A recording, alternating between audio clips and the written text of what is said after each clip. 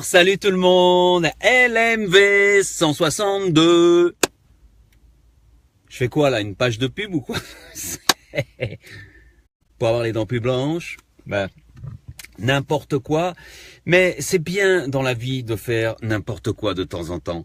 C'est bien de se relâcher quelque peu et de se dire que finalement, c'est pas très important de se prendre au sérieux. Voilà, on commence comme ça, un petit peu de philosophie, un petit peu de sagesse, un petit peu d'ermite dans sa caverne, qui vous sort une phrase comme si j'avais une expérience absolument formidable et qui me permettrait de vous dire exactement ce qu'il faut faire de votre vie et quels sont les enseignements à en tirer. Mais non, pas du tout. Salut Monette, salut Timothée, salut Manon. Du côté de Salanches, c'est ça, hein? Ah, c'est joli là-bas. Salanches, tu sais que j'y ai passé plusieurs étés lorsque j'étais tout petit.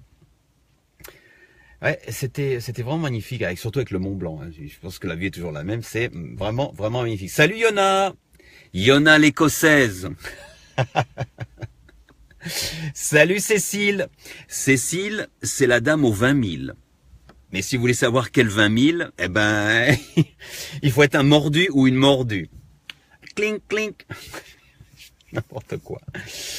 Ah, je sors que des conneries. Bah oui, c'est comme ça. Salut Alex. Ça fait plaisir que tu passes aussi. Suzy est là. Salut Suzy. Oh, c'est bien Suzy d'être là. C'est rare hein, quand tu es là.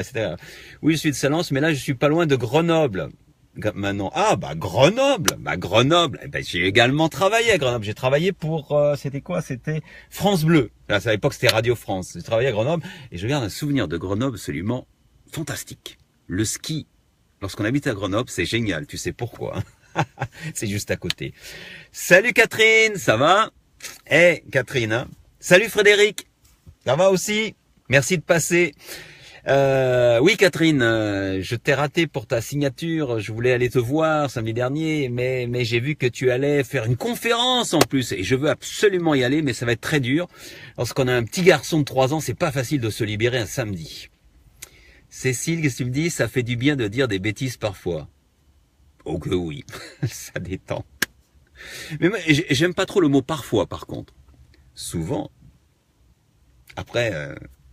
il faut pouvoir se laisser aller. Parce qu'au final, mais qu'est-ce qui se passe là? Ça bouge sur mon écran Facebook.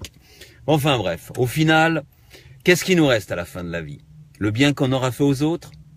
Les enfants qu'on aura lancés vers un avenir que nous ne verrons pas, comme disait le poète. C'est ça, hein? C'est ça, c'est tout. Donc il faut pas trop se prendre au sérieux. Moi, ça me fait rire, les gens, je vois tous ces gens, c'est vrai, à la télé, etc., beaucoup de personnes, et même dans la vie de tous les jours, qui se prennent vraiment au sérieux. Et ils se rendent pas compte. Voilà, c'est tout. Salut Maribo, merci de passer. Catherine, comme d'habitude, Sarah, je ne sais pas si je pourrais te voir jusqu'au bout, ce n'est pas une conférence, mais un diaporama, ça pourrait lui plaire à Hugo. Ah ben oui, c'est vrai, un diaporama, oui, en plus, c'est encore mieux. Je sais pas si... je vais t'en parler en privé et on va voir si c'est possible. Hein. Salut Alex, toujours sur le pont, la sécurité civile. Je connais tout le monde, hein, c'est une grande famille maintenant. Alors ok, j'ai presque un petit mot pour tout le monde, hein, pour tous ceux qui arrivent. Hein. À part un ou deux, je sais pas trop quoi dire parce que je vous connais pas bien, sinon tout le monde, Suzy. Suzy, est-ce que tu connais la ville, le village de Wikidon, si je me trompe pas? Huiticon. Je prononce. Tu connais, Suzy, le village de Witticon, qui se trouve près de Zurich. C'est pour ça que je te le demande, parce que tu es suissesse, tu habites en Suisse. Voilà. Eh ben, le temps que tu me répondes, moi, je vais passer aux choses sérieuses, parce que l'air de rien, je pourrais bavarder avec vous. Un truc que j'aimerais bien faire. C'est pas possible pour l'instant, parce que ceux qui ont des enfants savent ce que c'est. C'est voyager de temps en temps en France et aller à votre rencontre. Mais pas à votre rencontre avec des vidéos, etc. C'est pas le plus important. Mais prendre des rendez-vous, par exemple aller à Grenoble, on parlait, c'était avec ou à Salanches, on parlait tout à l'heure avec j'ai oublié ton nom. Enfin, là. Pierre, salut Pierre, ça va? Suzy Vétingon, qu'est-ce que c'est ça? Il y a plusieurs conversations, ça serait difficile. Cécile me dit oui. Coucou, je suis en train de me perdre. Suzy, tu connais Witticon? Oui. Pierre Isméo, salut la Belgique. Ah, c'est sympa, ça me fait plaisir. Je sais qu'il y a plusieurs personnes de Belgique qui regardent de temps en temps. Patrick, salut, tu étais discret. Bandol, ben bien sûr que j'irai. Et moi, ça me plairait, je change, parce que j'aime discuter avec les gens, avec vous, et j'aime échanger. Il y a toujours des choses, des pépites. Dans chacun d'entre nous, il y a des choses très intéressantes. Il y a toujours quelque chose d'intéressant. Il faut creuser, il faut discuter parfois. Et souvent, on est trop modeste. Là, vous avez vu, il y a Patrick qui vient de passer. Et Patrick, je l'ai connu, c'était un as. Je sais pas ce que tu as fait depuis, hein, Patrick, mais c'était un as de la musique dans le domaine du DJing. Comme on dit en anglais, je sais pas si on dit comme ça en français. Il avait les doigts de fée, Patrick, et il savait mettre une ambiance. Hein, je cache rien, ceux qui le connaissent savent, etc. On a tous, et chaque skill, chaque savoir-faire est important. Il y a des choses. Timothée, vive les frites. Pourquoi? Montréal, made in Québec. Ah, j'irais bien à Montréal aussi. Hein. Ça viendra un jour. Hein. On va quand même finir par se rencontrer. Parce que c'est vrai, on est plein d'amis comme ça. Et puis Pilou de Guyane. Alors attends, Pilou, là je suis en train de me perdre là. Alors si vous vous mettez tous et toutes à me dire oui, moi de là, alors non seulement vous allez alors là je suis en train de perdre le fil de tout ce que je voulais dire, et en plus je mélange tout le monde. Kiahara, salut Kiahara. Tu es au Maroc, c'est ça? Hein? Salut le Maroc. Bon, je vais m'arrêter là parce que sinon on y sera encore dans 30 minutes et normalement je vais faire 20 minutes. Encore une fois, bonjour à tous ceux et toutes celles qui nous rejoignent maintenant. LMV épisode 162 aujourd'hui. On va parler d'une histoire. On va aller donc en Suisse, dans le village est du côté de Zurich, du village de Wittikon. Salut Jean-Philippe, je peux te dire bonjour. Peux-tu dire bonjour à Maxence?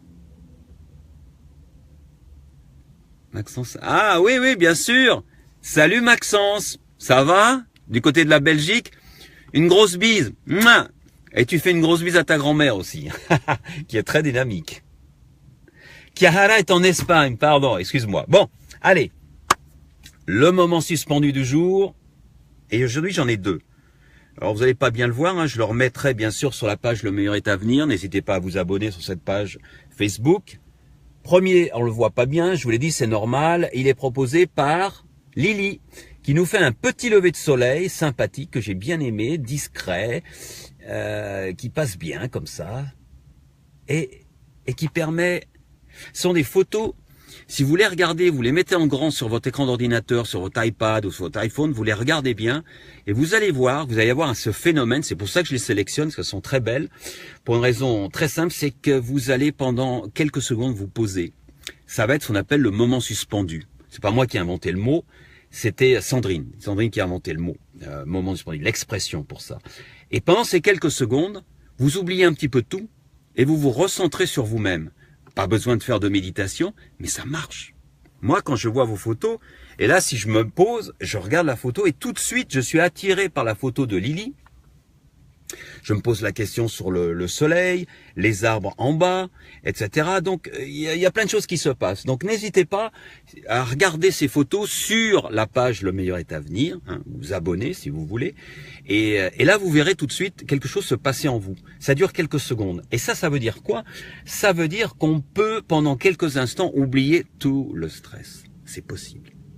Et si on peut pendant quelques secondes, on peut peut-être améliorer ça de quelques dizaines de secondes. Et on se sent mieux, et ça permet de rebondir et de repartir sur de bonnes bases, un peu plus positives ou optimistes dans la journée. Donc voilà. Et c'est la photo de Lily que je remercie. Merci beaucoup Lily pour ce cliché. Et j'en ai pris un autre qui est différent et qui m'a interpellé, c'est Mercedes, qui propose également beaucoup de photos. Merci Mercedes. Regardez-moi ce cliché.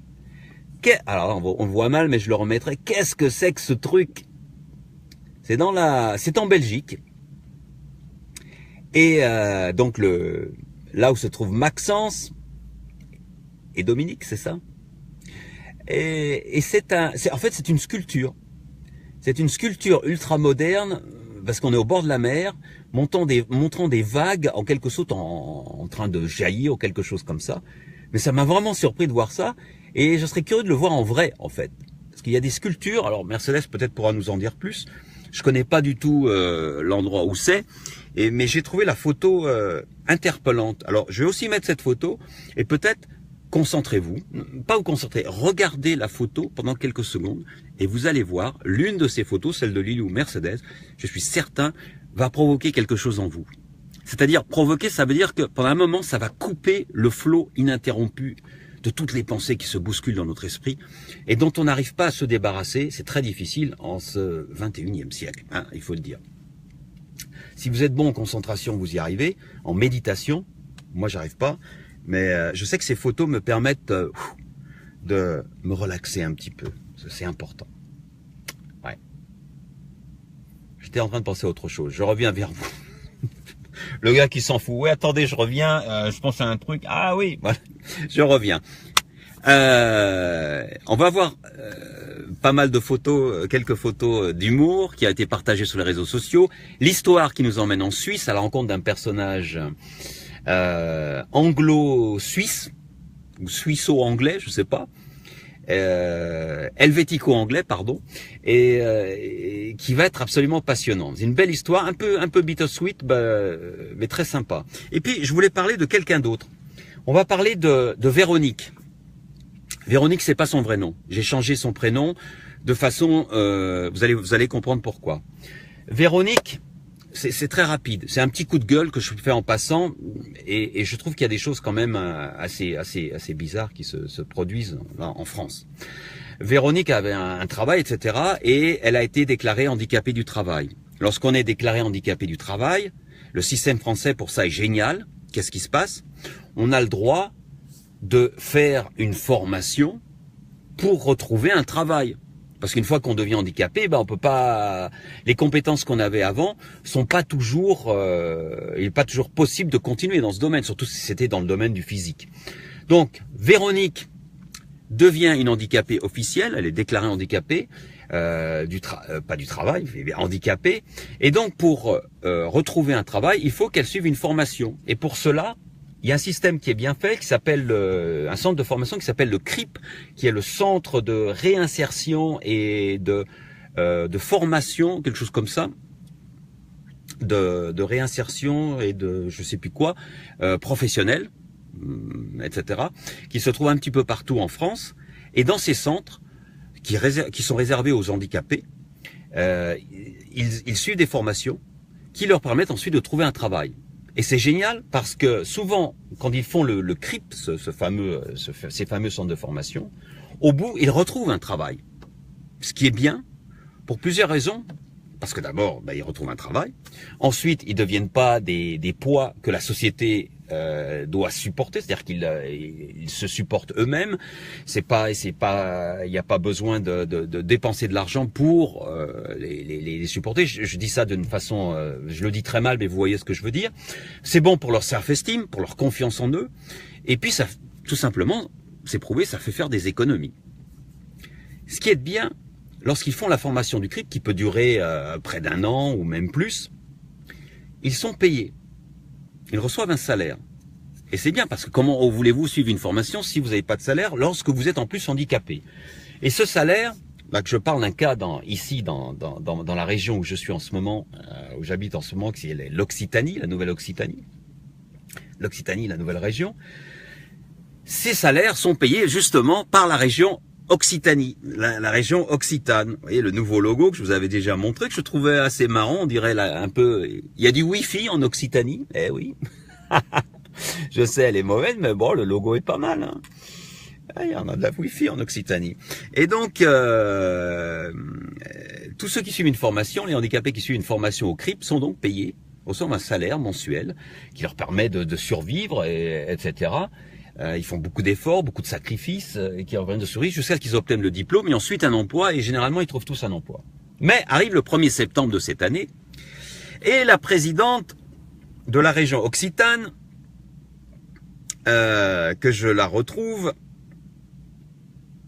qui s'appelle Carole Delga, la voici, une femme dynamique, Carole Delga, ancienne ministre sous Hollande, et qui est maintenant donc la puissante présidente de la région Occitane. Le 1er septembre a pris une décision un petit peu bizarre. Elle a décidé de ne plus payer. les handicapés qui suivent les formations dans les CRIP. Alors, je ne sais pas si vous imaginez. Une destination qui n'a pas été, on n'en a pas parlé en amont, etc. 1er septembre, tous ceux qui commencent une formation ne sont pas payés. Pour tous ceux qui ont déjà commencé la formation, ils seront payés jusqu'à la fin de l'année, mais après, on pense qu'ils ne seront pas payés. On ne sait pas trop. C'est quand même un scandale. C'est-à-dire que c'est quand même des familles qui ont sacrifié pas mal de choses pour passer un diplôme. Le père ou la mère a décidé de passer un diplôme. C'est-à-dire qu'il y a des gens qui vont être obligés de s'arrêter. Tout ça aura servi à rien. C'est de l'argent gaspillé. Et en plus, si ces handicapés ne peuvent pas venir dans les CRIP parce qu'ils n'ont pas de salaire pour se former, eh ben, les CRIP eux-mêmes vont avoir des problèmes. Parce que pas de personnes à former, plus besoin de formateurs. Je ne sais pas si vous voyez ce que ça peut entraîner. Alors, il y a une levée de bouclier absolument fantastique qui s'élève pour lutter contre ça. Et là, au moment où je vous parle, il n'y a pas de réponse de la région. La région Occitane et Carole Delga n'ont pas répondu et n'ont pas donné de réponse. Alors, je dis pas qu'en annonçant ça, je vais résoudre tous les problèmes du monde, mais peut-être qu'en entendant ça, vous allez pouvoir en parler à quelques autres personnes, ou vous connaissez quelqu'un, ou peut-être que vous avez des informations, et vous allez pouvoir, non pas faire avancer les choses, mais au moins on en parle. C'est pas moi qui ai beaucoup d'audience, mais les journaux peut-être, etc. Parce que c'est quand même scandaleux. Ou alors il y a eu un malentendu. J'espère que c'est un malentendu et que la situation va se régler pour Véronique et tous les handicapés qui sont en formation en ce moment pour le CRIP, au CRIP. Et ben, on pense bien à eux et je vous tiendrai au courant de la situation. Voilà, je ferme la parenthèse. Je tenais à en parler parce que même s'il y a le meilleur est à venir, parfois il y a des hauts et des bas dans le meilleur est à venir, comme partout. Mais j'espère très sincèrement qu'ils trouveront une solution. Ils trouveront sûrement une solution. Allez, qu'est-ce qui est passé sur les réseaux sociaux? Ça, par exemple. Les ouragans, au lieu de toucher les Antilles, feraient mieux de toucher les méchantes. Partagé par Lucien. Je sais pas si tout le monde l'a... Moi, j'ai mis du temps à la comprendre, celle-là. Au début, j'ai pas bien compris. Je me dis, mais qui est-ce qui raconte? Hein, les Antilles et les méchantes. Ah, Lucien. Lucien, on a plein aujourd'hui. Ah, Lucien, là, c'est... Richard, grand pourvoyeur aussi. Elle est bonne, celle-là. À partager celle-là sur eBay. C'est un canari bai. Ouh. Alors au début, j'ai pas compris. Qu'est-ce que c'est que ça? Et après, ça m'a rappelé une chanson que j'adore, d'Indochine. Et c'est ça, en fait, la blague. C'est un canari bai. Ouh. Etc. Vous connaissez sans doute la chanson. Si vous la connaissez pas, évidemment, vous n'allez pas rire. Une seconde. C'est sûr. J'ai trouvé ça excellent. Ça m'a fait rire. Sinon, ensuite, code du travail. Celle-là était pas mal. C'était qui? C'était Jean Moundir, ça, sur Twitter. Je suis pas allé bosser car on m'a dit qu'on avait changé le code du travail et j'ai pas envie de me retrouver coincé devant la porte. Eh oui, si on a changé le code, hein, difficile de rentrer. Hein. Prendre les choses avec humour. Julien Doré, vous connaissez le chanteur? Si vous ne le savez pas, il a beaucoup d'humour et un humour très tranchant. Hein. Il s'est cassé. Il s'est boum. Et sur Twitter, il est très efficace. Et il y a un gars qui lui a dit, bon, alors, il y a un gars qui lui a dit ici, alors je sais pas si vous voyez, un dénommé Barbillon Christophe qui dit à Julien Doré officiel, t'as assassiné la musique quand même, hein? Et qu'est-ce qu'il lui répond? Julien Doré lui répond, et toi, l'auxiliaire à boire. Eh oui, ici, là, il faut pas oublier, il faut savoir épeler. Excusez-moi, moi ça me fait rire. Un truc qui est pas du tout marrant, mais par contre, un graphique que je voulais vous montrer, les sites qui font circuler le plus de fausses infos. Important de savoir ça. Au sein d'un échantillon de 1000 liens identifiés par les décodeurs. Et il y a toute une liste que je vous recommande de... Bon, vous tapez ça sur... je vais pas vous les citer, hein. Mais le number one là-haut, vous voyez, hein, c'est un site qui s'appelle La Gauche m'a tué, avec ER, hein, suite à Omar, vous savez, l'inscription sur la porte. Lagauchematué.fr. Ensuite, le numéro 2, c'est topdunet.org, wikistrike.com, f2souche.com et Santé Nutrition, un site, on n'a pas l'impression, mais il y a beaucoup de fausses nouvelles sur santé-nutrition.org et, paraît-il, lesmoutonsenragés.fr, etc., etc. Donc faites attention, les fausses news sont partout, on le sait maintenant, hein, et il faut vraiment être prudent et recouper toutes vos informations ainsi que les photos que vous partagez. J'essaie d'être très prudent, mais parfois ça me joue des tours. Non, je vais enlever. J'ai la clé sur le contact. Et puis après, qu'est-ce qu'on a d'autre? Kristen a partagé celle-là qui est pas mal. Sympathique, Kristen. Écrivain, bien sûr. Écrivaine, je suis un génie, mais j'ai peur qu'on m'exploite. C'est pour ça que je cache mes capacités et que j'ai souvent l'air d'un con.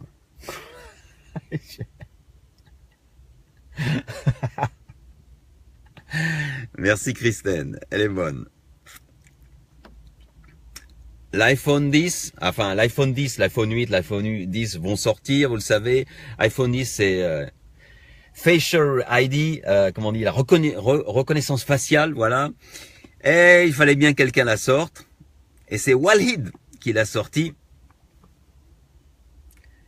Eh les filles, vous pensez quoi de la reconnaissance faciale de l'iPhone 10? Regardez la photo avec les femmes en burqa. C'est vrai qu'ils vont avoir des problèmes hein, pour la reconnaissance faciale. Mais il y a même des gens, alors j'ai lu ça, il y a même des gens dans les pays, je sais pas si c'est les pays du Maghreb ou en Arabie Saoudite, qui ont fait une théorie du complot. Oui, c'est une atteinte à la religion musulmane pour pas que les gens portent la burqa, parce qu'on est obligé de reconnaître. Vous savez, la reconnaissance faciale, c'est reconnaître. Vous tapez pas le code sur votre iPhone et il reconnaît votre visage. Évidemment, si vous avez la burqa, ça va être difficile et vous pouvez pas l'enlever. Hein. Je sais pas, hein, normalement. Et on a dit au complot là-bas, il y a eu des complotistes de ces pays-là qui ont attaqué grandement à l'iPhone 10 et Apple après l'annonce de la reconnaissance faciale sur iPhone 10. Bon. Comme quoi, hein, il y a des complotistes partout. Quelles que soient leurs croyances, quelle que soit leur religion et leurs opinions politiques. Mona, qu'est-ce qu'elle nous a partagé? Oh, bah, elle est cour de récré, mais bon. Elle est sympa. Tu n'aurais pas vu la Macédoine? Si, il est avec la mayonnaise. Oui, je sais.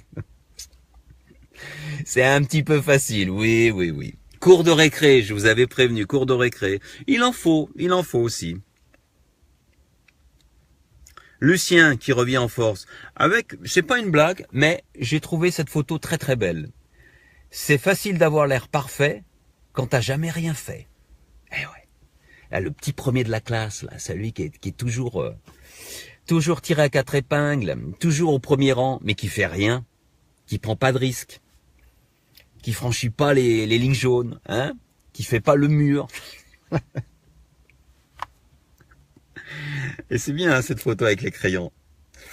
Lucien, je vous ai dit, il nous fait un petit carton. Et Lucien a partagé ça sur Facebook. Il y en a marre des gens qui postent des messages sur Facebook qui se terminent par « Partage si tu es d'accord ». Eh ben, partage si tu es d'accord.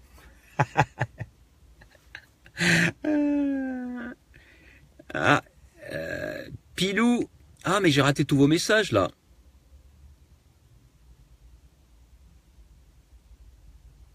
Oh, je suis désolé. Salut, David. Ah, j'ai raté plein de monde, là. Dalida, bonjour. Je profite, je fais une mise à jour. Je lirai vos messages après. Salut, Steph. Isabelle est là. Oh, ben ça faisait longtemps. Salut, Isabelle. Robert, salut Robert, salut Flo, si tu es encore là, désolé, j'ai pas encore répondu à ton message, hein, mais je t'oublie pas. Salut Mireille. Ah oui. Voilà. Désolé, hein, je sais pas pourquoi j'avais interrompu les messages. Et là, Lucien toujours, ah celle-là elle est bonne celle-là, pas de souci. Et pendant ce temps-là, Jean-Maurice prépare un pétard. Je montre la photo. Pétard. Bon, on va le rouler ensemble tout à l'heure. Hein. Ah, ça va être bon. Enfin bref. Nicolas. Un LMV sans Nicolas, c'est pas un vrai LMV. Les LMV Nicolas qui nous partage. Quand tu entends la sortie de l'école, on a à apprendre une poésie d'Arthur Rimbaud.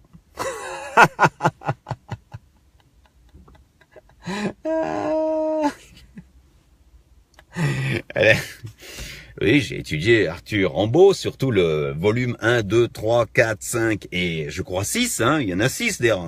Non, ah non, Rimbaud, je sais plus. Non, c'est Rocky, c'est Rimbaud, c'est Rocky, je sais plus. Aïe, aïe, aïe, aïe, aïe. Maribo, tu es là? J'ai bien aimé ce que tu as partagé. Les gars de la DDE, attention, hein.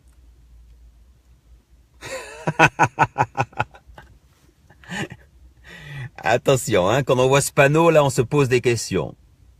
Ouais. Méfions-nous des sangliers qui volent, qui sautent très haut. Méfions-nous.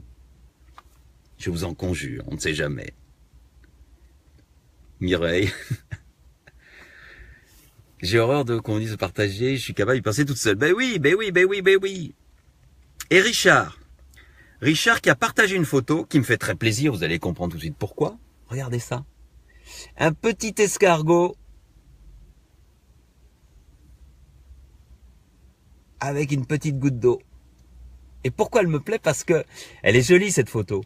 Mais Richard m'a expliqué le pourquoi de cette photo. Il l'a prise un matin. Et le petit escargot, regardez bien, n'arrivait pas à grimper sur, je sais pas, c'est une boîte à lettres. Pourquoi? Parce que le poids de la goutte d'eau l'empêchait de monter. Alors qu'est-ce qu'il a fait? Et c'est Richard qui m'a raconté ça.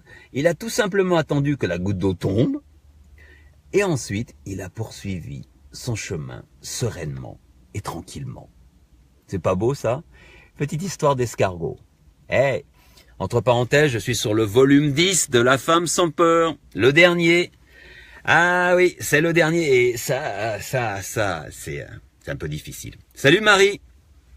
Eh oui, c'est Speedy, on va dire ça, Monette. Ouais, c'est Speedy qui nous fait du parcours, du parcours ou de l'alpinisme. Non, c'est pas l'alpinisme. Comment on appelle ça quand on monte avec les mains? Il y a un nom pour ça. Enfin bref. Voilà, c'est tout pour aujourd'hui. Ah si, un petit truc que je voulais montrer, et c'est Olivia qui a partagé ça. Il y a toutes sortes de calendriers. Et si vous voulez faire offrir un calendrier original pour l'année prochaine, moi j'ai trouvé ça. Alors je sais pas de quelle année il est celui-là. Enfin on va voir. C'est le calendrier qui s'appelle Putain.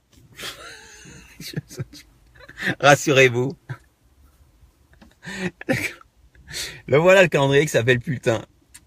Mais quand vous regardez plus près, chaque mois, janvier, c'est putain de galette des rois. Février, c'est putain de froid. C'est putain de grippe, putain de poisson, putain d'impôts, putain d'examen, putain de défilé, putain de touristes, en juillet, août, putain de rentrée en septembre, putain d'heures d'hiver, putain de grisaille, et putain de cadeaux de Noël.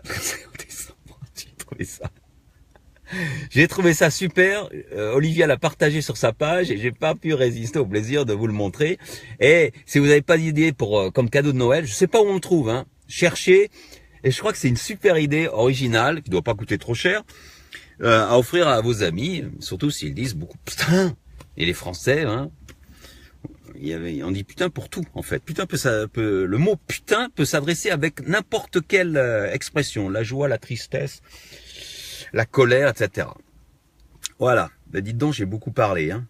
Waouh, il est 59, donc l'histoire du jour va être très courte, mais elle est passionnante. On va en Suisse. Mais on va commencer à Londres. À Londres en 1919. À la rencontre d'un garçon qui s'appelle Charles Euxter. On va l'appeler Charles en français. Qui donc naît en 1919 à Londres. Et il est d'une famille à la fois, il a une double nationalité par ses parents. Il est à la fois britannique et suisse. Ce qui est important. Et donc il grandit dans un milieu assez aisé, ça va. Charles, il va, pour vous donner une idée, si vous connaissez, il va dans une école qui s'appelle à Londres St. Paul's School. qui est une des écoles les plus élitistes et les plus huppées de Londres, jusqu'à 18 ans. Et ensuite, Charles conduit sa vie, il va à l'université, il a envie d'être dentiste. Qu'à cela tienne, il va à l'université, il passe son diplôme de dentiste, et en 1954, il décide de s'installer comme dentiste. Mais il ne le fait pas à Londres, puisqu'il a la double nationalité, il aime beaucoup la Suisse, et il décide de s'installer à Zurich comme dentiste. Il ouvre un cabinet de dentiste en 1954. Et il commence sa carrière de dentiste. Vous allez me dire, mais c'est ton histoire, c'est tout. On a attendu jusqu'à maintenant pour ça. Mais attendez. Parce que Charles, travaille bien en tant que dentiste. Les années passent. Il se marie une fois, il a 2 enfants, il divorce, il se marie une 2e fois, avec cette fois-ci la femme de sa vie, et c'est lui qui le dit, c'est vraiment la femme de sa vie, et il continue à vivre, les années passent tranquillement, et il reste dentiste jusqu'à l'âge de 75 ans. Il prend sa retraite de dentiste, il ferme son cabinet à 75 ans. Et alors, il y a plein de gens qui travaillent et qui prennent leur retraite, plus ou moins tard, etc. Alors Charles est un petit peu sportif quand même, il fait du sport, il aimait bien faire de l'aviron, des trucs comme ça.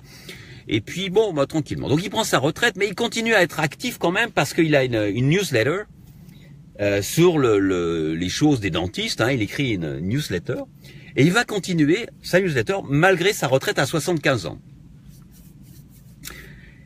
Et puis il arrête sa newsletter à 82 ans pour 2 raisons.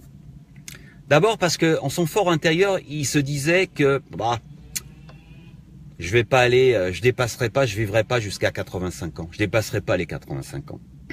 Il s'est dit ça. Donc, à 82 ans, il se dit, mais pourquoi j'écris cette newsletter? Allez, j'arrête. Et il arrête. Et en même temps, un autre événement qui fait qu'il arrête, c'est le décès de sa seconde épouse. Vraiment, la personne qui l'aimait vraiment et qu'il adorait. Et donc, il sombre dans une dépression terrible. 82 ans. Et pendant les 3 ans qui suivent, il est complètement déprimé, il se laisse aller. Et il a en tête cet âge de 85 ans, il se dit je vais jamais le dépasser. En plus maintenant son amour, l'amour de sa vie n'est pas là. Il se sent seul, il manque pas d'argent, il a bien travaillé, il a bien vécu, il vit dans son petit village, donc en Suisse, j'en avais parlé comment il s'appelle, j'arrive jamais à retenir son nom, Wittikon, juste dans la banlieue de Zurich, vraiment joli petit village. Donc tout va bien, mais le moral n'est plus là. Il arrête tout, il fait plus rien, etc. Il se laisse aller. Et puis un jour, il se regarde dans la glace. Il se regarde dans sa glace, il a une grande penderie, il regarde dans sa glace. Il vient de prendre sa douche, il se regarde dans la glace et il voit son corps et il se dit mais c'est pas possible ça. Je me suis vraiment laissé aller. Et là, il se rend compte que toute sa peau est flasque, il savait qu'il vieillissait. Mais là, soudain, à 85 ans, il se dit, mais c'est pas possible, je me suis laissé aller. Il s'est vraiment laissé aller, il a été déprimé, etc., on le comprendrait. Et là, il prend une décision qui, à 85 ans, va changer sa vie, en fait. À 85 ans, il s'est dit, je vais plus me laisser aller. Il décide de se reprendre. Et quand à 85 ans, on décide de se reprendre, qu'est-ce qu'on fait? Je voulais choisir. On s'inscrit à un club de boules de pétanque. 2, on va rejoindre le foyer des retraités pour participer à des jeux locaux. Ou 3, on décide de s'inscrire à un club de muscu. C. 3.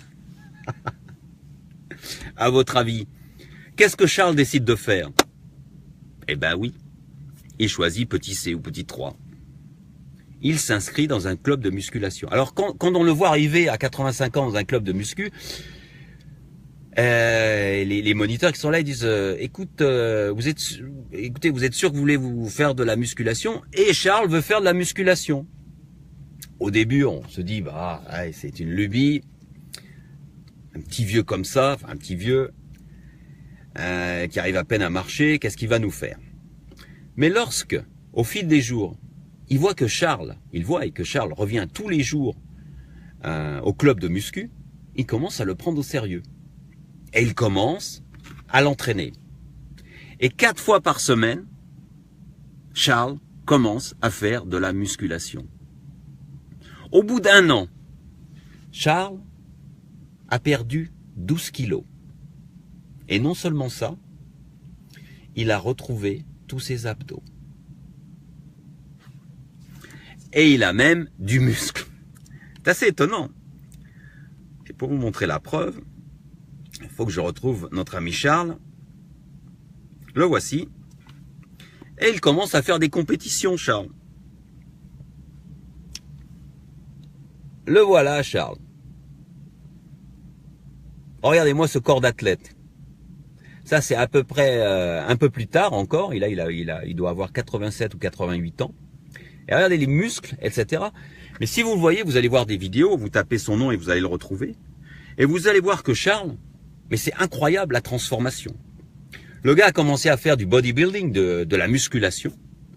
Et pendant plusieurs années, il continue à faire de la musculation 4 fois par semaine. Il continue à faire un petit peu d'aviron, il s'est remis à l'aviron. Mais au bout d'un moment, ça ne suffit pas. Il arrive à 92, 93 ans. Charles, ça suffit pas. Il veut faire autre chose. Et c'est à ce moment-là, largement passé les 93 ans, qu'il décide de se mettre à l'athlétisme. Quoi de plus normal? C'est bien quand on a passé les 90 ans qu'il faut commencer à faire de l'athlétisme. Et Charles se met à l'athlétisme, tout en continuant un petit peu de bodybuilding, tout en continuant. Si, on est barjots, nous les Suisses. Je dirais pas barjot, je dirais un exemple à suivre. Et donc il se met à l'athlétisme. Et il apprend qu'il existe des championnats du monde d'athlétisme pour toutes sortes de catégories d'âge. Donc on a les Jeux Olympiques, les championnats du monde, vous voyez, qu'on voit à la télé. Mais à côté de ça, il existe des championnats d'Europe, des championnats de France et des championnats du monde pour toute catégorie d'âge. Et qu'est-ce qu'il apprend, Charles? Mais il existe une catégorie d'âge parce qu'il n'y a pas de limite. Pour les plus de 90 ans, parce que c'est de 5 en 5, 5 années en 5 années. Et pour les plus de 95 ans. Et lorsqu'il arrive à 95 ans, il décide de participer. Ainsi, il se retrouve au championnat du monde. Ça s'appelle exactement les World Masters Athletics. En 2015, il se retrouve à Lyon en train de participer au championnat du monde dans la catégorie 95 ans et plus. Et devinez quoi? Charles, qui s'est offert une coach personnelle, parce qu'il a quand même les moyens, une Autrichienne solide de 57 ans, ancienne gymnaste, qui l'entraîne et qui le coach, eh bien Charles remporte les championnats du monde du 200 mètres et du 100 mètres à Lyon lors des championnats du monde World Masters Athletics. Bravo, mais c'est bien. Mais Charles ne veut pas s'arrêter là. Il a remporté des championnats du monde, mais il veut battre le record du monde. Parce qu'il a réussi à battre le record du monde du 200 mètres lors d'un autre championnat. Vous voyez, c'était à Londres, mais ça ne suffit pas. Il a un objectif en 2017, donc cette année. Il veut battre le record du monde du 60 mètres indoors, en intérieur, qui est exactement de 14 secondes 28 pour la catégorie des plus de 95 ans. Et donc, Charles s'entraîne à fond avec cet objectif. Au début de l'année, il est fin prêt. Salut Dominique. Il est prêt. Il est prêt. Il est motivé. Au mois de mars, ces championnats du monde ont eu lieu. C'était en Corée du Sud, dans la ville de Daegu. Et le 20 mars, enfin juste avant le 20 mars a eu lieu ce 60 mètres. Charles est dans les starting blocks. Enfin, il n'est pas dans les starting blocks parce qu'on part pas avec les starting blocks. Et il se prépare. Il se prépare à se lancer. Et il va se lancer. Et il s'élance. Boum! Parce qu'on part à plusieurs. On part avec les 90 ans, les 85 ans, etc. Il fait les 60 mètres. Il arrive avec les 60 mètres. Et qu'est-ce qui se passe? Il termine en 15 secondes et 42 centièmes. Ah! Il n'a pas battu le record du monde. Il n'a pas battu le record du monde. Il est un petit peu déçu, Charles. Ça, c'est mon petit garçon qui me rejoint. J'ai pas eu le temps de Je suis un peu court. Et ça va être difficile de finir. Et donc, il n'a pas battu. Mais il n'est pas déçu. Parce qu'il a quand même remporté le titre de champion du monde du 60 mètres. Et en passage, tant qu'à faire, il a remporté le championnat du monde, le titre de champion du monde du saut en longueur des plus de 95 ans, avec un bond de 1,17 m. Allez le faire à 95 ans. Enfin, il a 95 ans, il a 97 ans maintenant. Un bond de 1,17 m. Charles n'est pas déçu. Il se dit que c'est partie remise et qu'on se donnera rendez-vous au prochain championnat du monde et qu'il battra le record cette fois-ci.